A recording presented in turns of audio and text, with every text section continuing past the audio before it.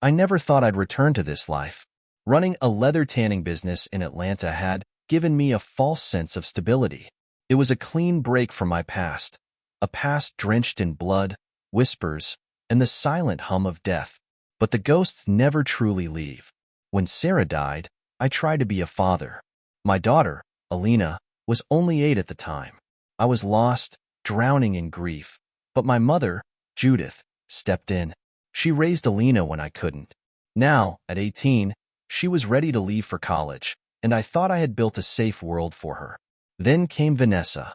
Vanessa was the kind of woman who demanded attention the moment she walked into a room. Tall, poised, her every movement deliberate. I met her at a charity event, and from the moment she looked at me, I was hers. We married within a year. Aaliyah never warmed up to her, but I ignored the warning signs. I wanted to believe in the illusion of a normal life. I was so desperate to erase my past that I ignored the truth staring me in the face. And the past never stays buried. The call came late at night. "Mr. Ethan, this is Officer Delgado. Are you Aaliyah's father?" My blood ran cold. "Yes. What happened?" "You need to come to St. Jude's Hospital immediately. Your daughter's in critical condition." The world around me blurred. Vanessa, sitting on the couch flipping through a fashion magazine, barely glanced up. "Aaliyah's in the hospital. We need to go." My voice was sharp, urgent. She sighed, not even looking at me. "Go alone. I don't see why I need to be there." It was like a blade to my gut. I didn't have time to argue. I grabbed my coat and ran. The hospital smelled like antiseptic and despair. The officer met me at the entrance, his expression grim. She was attacked at home, beaten, assaulted. He hesitated. "We think it was a targeted hit." I couldn't breathe. My little girl, beaten, assaulted. She was in a coma, tubes running from her fragile body. I sat beside her, gripping her cold hand, whispering promises of vengeance. Then, my phone buzzed. My mother, Ethan. Her voice was steady, deadly calm. "Don't go home. Stay with Aaliyah. I'm coming." Something was wrong. More wrong than I could have imagined. When Judith arrived the next morning, she wasn't alone. A man I didn't recognize stood beside her, tall, sharp-eyed, radiating quiet danger. She pulled me aside. "They weren't after Aaliyah. They were after you." The walls around me shattered. "Who?" My voice was barely a whisper. She met my eyes. Cold, merciless. "Your wife." Vanessa planned it all. For a long moment, I couldn't move. The words sat there, rotting in the air between us. My wife, the woman I had built a life with, had orchestrated the attack that left my daughter broken in a hospital bed. I clenched my jaw, trying to force the fury back into a controlled silence. But Judith wasn't finished. "I had your house wired. I had Vanessa's phone tapped. She's been planning this for months." I exhaled slowly, my fists curling. "Why?" My mother's expression didn't change. "The prenup. If she divorces you, she gets nothing. If you die, she gets everything." My stomach turned, but my rage was sharper. Who did she hire? Judith didn't answer. Instead, she turned to the man standing beside her. He stepped forward, expression unreadable. "Name's Gabriel. I run cleanup for people like you." His voice was low, methodical. "We intercepted a video on the dark web. It was uploaded as a warning, but mostly for profit. Your daughter's assault was live-streamed." The world blurred at the edges. My fingers twitched. The hospital walls felt too small, too suffocating. "The men who did this." I forced the words out, each syllable shaking with restrained fury. "Where are they?" Gabriel smiled, a slow, knowing smile. "Tied up in my warehouse. But I figured you'd want to handle them personally." For the first time in years, I let the darkness creep back in. The part of me that Rebecca, my first wife, my real wife, had tried so hard to save. The part of me that knew how to make men beg for death. I stood up. "Take me to them." The room was cold, metallic. The kind of place where pain soaked into the walls. Chains rattled as 2 bodies hung from the ceiling, their arms pulled high above their heads. The men were barely conscious, their faces already battered beyond recognition. Blood pooled beneath them, dripping from open wounds. Gabriel leaned against the wall, arms crossed. They're yours. I stepped forward, my boots echoing. One of them, stocky, shaved head, tattoos of cheap prison ink, lifted his swollen eyes to me. A sick grin curled his lips. Your daughter screamed so. I hit him so hard his jaw snapped with a sickening crack. He howled, spit and blood flying. I grabbed the back of his head, yanking it up so he could see me. That was a mistake. The other man whimpered, his chains clanking as he struggled weakly. I turned to him. How much did she pay you? My voice was calm, almost gentle. His breathing hitched. Please. I pulled a knife from my belt and plunged it into his thigh, twisting hard. A wet scream tore from his throat. Not what I asked. I twisted again, feeling the blade grind against bone. She gave us 20 grand. Each, he sobbed. Said it'd be easy. Said you were soft. I let out a slow breath, closing my eyes. Soft. Rebecca used to say my hands were made for war, but my heart wasn't. I had spent years trying to prove her right. But here, in this moment, I knew. I had only ever been pretending. I pulled the knife out, ignoring the fresh screams. Blood poured down his leg. He wouldn't last much longer. I turned back to the first man, the one who grinned. His mouth hung at an unnatural angle from the broken jaw, but he was still conscious. I want you to feel everything, I whispered. I pulled a straight razor from my pocket. The blade glinted under the single, swinging light bulb. His body jerked as realization set in. His muffled, broken screams started before I even touched him. It took an hour to finish. By the time I was done, there was nothing left but skinless meat hanging from chains. A lesson written in blood. I turned to Gabriel, wiping my hands on my shirt. Burn them, he smirked. With pleasure. As we left the warehouse, I pulled out my phone. Vanessa answered on the second ring, her voice honeyed, innocent. How's Aaliyah? I exhaled, forcing my tone into something normal. She's stable. I need to get away for a while, clear my head. A friend of mine is hosting an exclusive party in Tijuana. Come with me. She hesitated, then giggled. A party? That's exactly what we need. She had no idea she was about to walk into her own funeral. Vanessa was radiant, dressed in an elegant red gown. Her lips painted the same shade as fresh spilled blood. She looked every bit the high society woman she pretended to be. She smiled at me as we boarded the private jet, her fingers laced through mine. You always know how to surprise me. I forced a smile. You have no idea. The flight was smooth, the champagne flowing. Vanessa droned on about the rich men she'd meet, the glamorous life she imagined herself stepping into. I only half listened. My mind was already in Tijuana, already in the place where this would end, where I would end her. The mansion. The estate was magnificent, an old hacienda on the outskirts of Tijuana, owned by Santiago Meza Lopez, a cartel butcher with a taste for theatrics.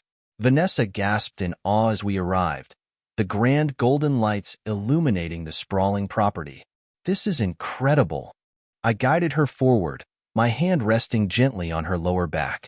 A touch of control, a touch of fate. Lopez met us at the entrance, arms spread wide. Senor Ethan, it's been too long.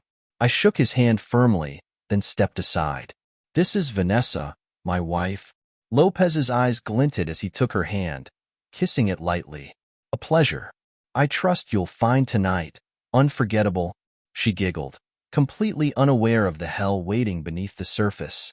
The mansion was silent inside. No music, no chatter. Just a grand dining room set for two, a massive table at its center. 2 ornate plates, silverware gleaming under the candlelight. Vanessa hesitated, looking around. Where is everyone? Lopez chuckled, pouring 2 glasses of wine. No need for guests. This is an intimate affair. Something in his tone unsettled her. She turned to me, smiling nervously. This is different.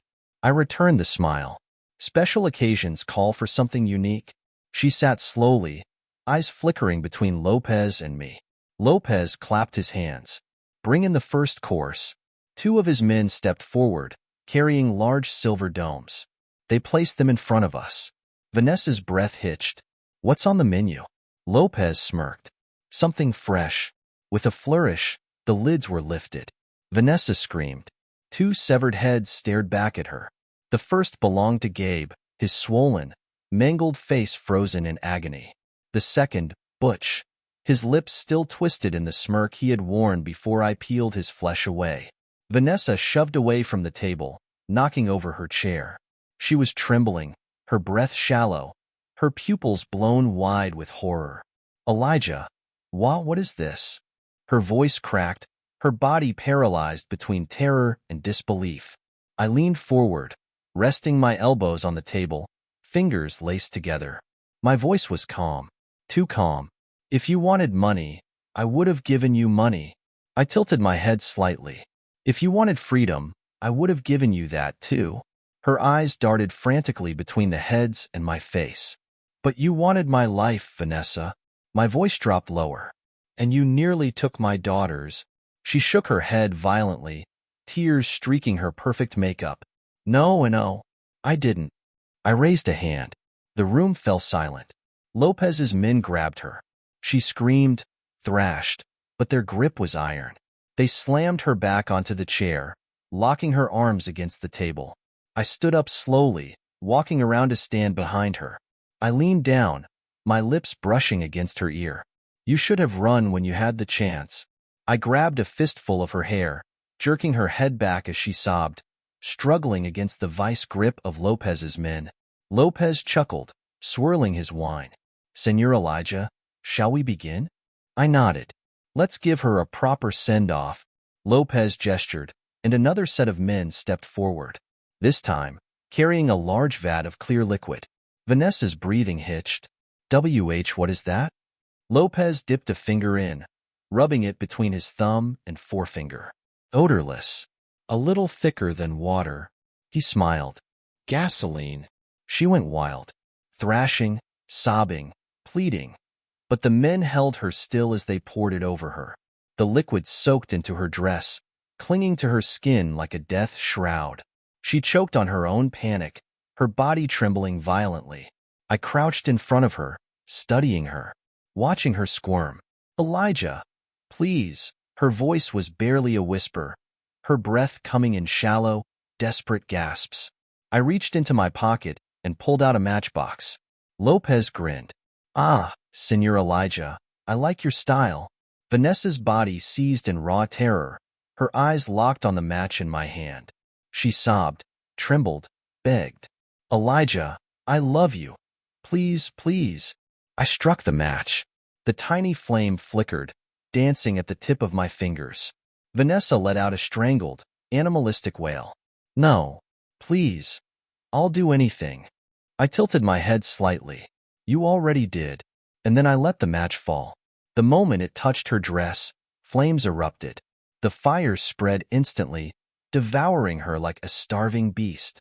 She screamed, thrashed, convulsed, her body jerking violently as the heat consumed her. The flames climbed her skin, licking at her flesh, turning everything to charred ruin. Her screams echoed, raw and inhuman, bouncing off the grand walls of the mansion.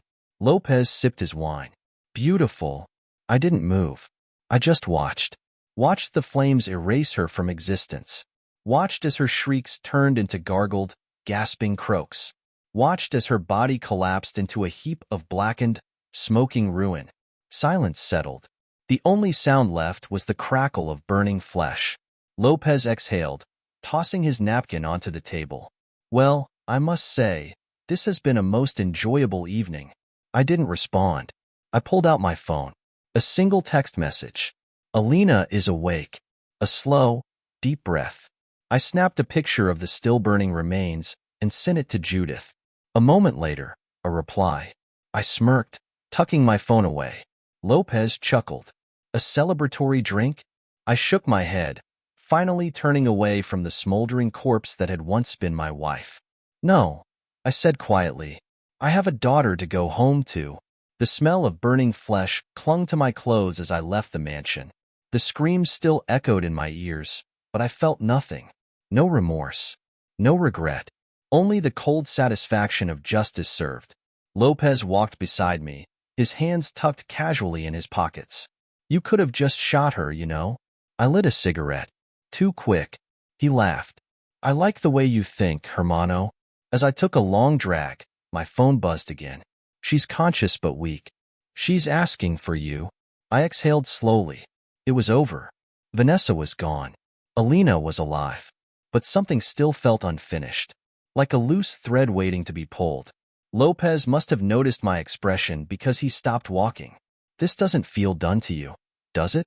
I flicked the cigarette onto the pavement. No. He nodded, thoughtful. Pamela didn't do this alone. My jaw clenched. She had help.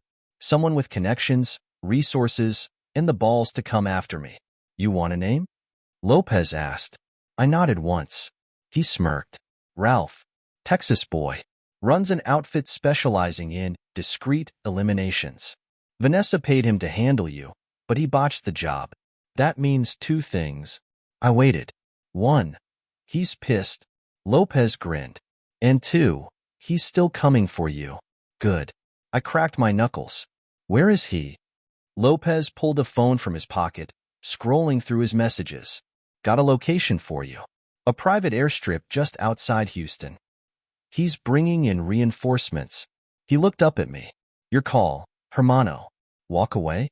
Or finish this? I took another deep breath. I was tired, but I wasn't done. I finish it. Lopez nodded approvingly. I'll make the arrangements. The hunt begins.